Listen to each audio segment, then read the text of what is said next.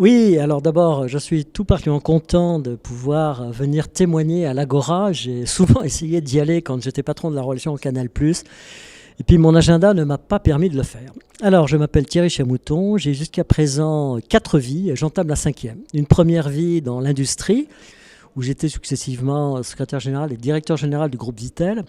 Vittel a été racheté par le groupe Nestlé, donc on fait ce qui se passe dans ces cas-là. On coupe la première tête, et cette tête-là, c'était la mienne. Donc je suis parti. Et j'ai réfléchi à 40 ans en disant, ben voilà, c'est le moment de réveiller tes rêves et cultiver tes envies. Qu'est-ce que tu as envie de faire? Et j'ai vu que l'univers de la relation client était en train de se constituer à travers une expérience de call center. Donc j'ai intégré le groupe Atos, j'ai dirigé un centre, 2 centres, 3 centres, 10 centres.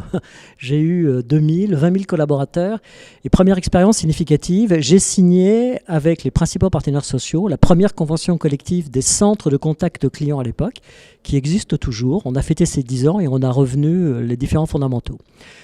Ensuite, je me suis orienté vers le groupe Canal+, où j'ai dirigé sa relation client pendant 6 ans. Expérience fascinante parce que quand on est chez Canal, on ne se demande pas de savoir pourquoi on est là, on se demande pourquoi on n'était pas là avant. Donc là, j'ai fait plein de choses. J'ai fait de la digitalisation, j'ai créé le label de responsabilité sociale sur le marché qui existe toujours et dont aujourd'hui on vous parlera de son grand frère qui s'appelle le label Human for Client. Et ensuite, je suis parti à la Poste comme directeur du développement RH des 155 000 facteurs. Expérience passionnante et aujourd'hui je dis que si en matière de conduite du changement, je ne sais toujours pas ce qu'il faut faire, en revanche j'ai progressé parce que je ne sais ce qu'il ne faut pas faire. Donc c'est une façon de voir positivement les choses. Ensuite le président Attali m'a demandé de diriger l'ensemble de ces ONG internationales et j'ai donc été directeur général de la Fondation Positive Planète, dont la finalité est d'offrir aux générations futures les moyens d'accéder à la dignité sans dépendre de la charité. C'est un projet fascinant, c'est un projet enthousiasmant, c'est un projet qui m'a permis de travailler avec beaucoup de jeunes dans le but de rechercher du sens et des valeurs à des travaux.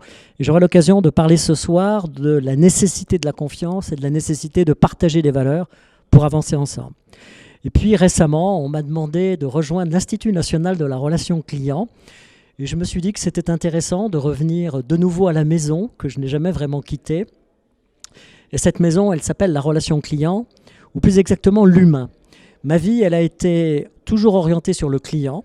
L'un est externe, c'est le client de la relation client, et l'autre est interne, c'est le client de la DRH.